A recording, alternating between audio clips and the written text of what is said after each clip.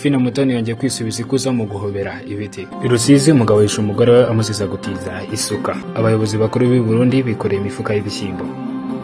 Abarundi bati nukuri kw'Imana ya Daniel na Isaka na Yakobo twe turabafundi ni turabasirikare. Tubaye ikaze mu makuru agezweho muri aka kanya, muracyari kumwe nanjye Ishi Robert.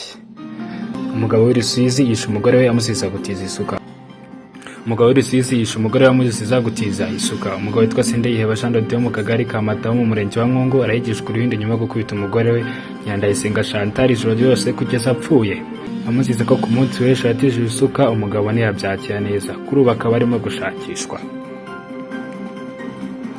Abayobozi bakuru b'i Burundi bikoreye imifuka y'ibishyimbo. Abayobozi ndetse n'abadepite batandukanye bo mu Burundi bitabiriye igikorwa cyo gutanga inkunga cyateguwe na Fondation Pax Burundi cyabereye mu masengesho yateguwe n'ishyaka SNDD-FDD mu ntara ya Gitega.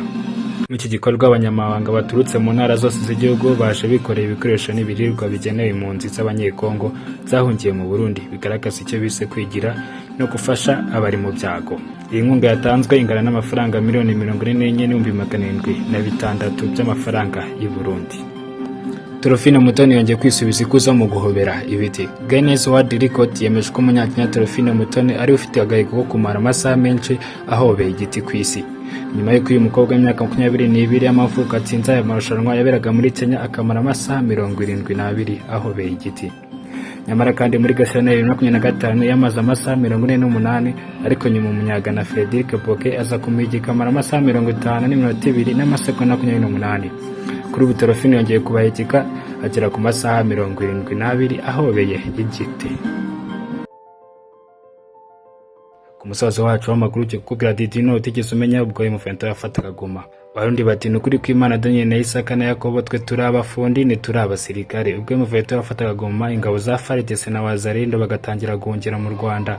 Umurundi mu mayera hambaye yusu ubundi bwenge ngo byagenze gute rero.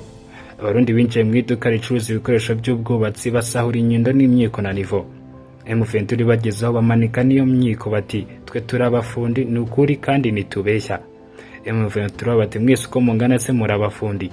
Bati yego. Mufento iti kiranga ko murabafundi ni iki bazamura nivo n'imyiko bishya.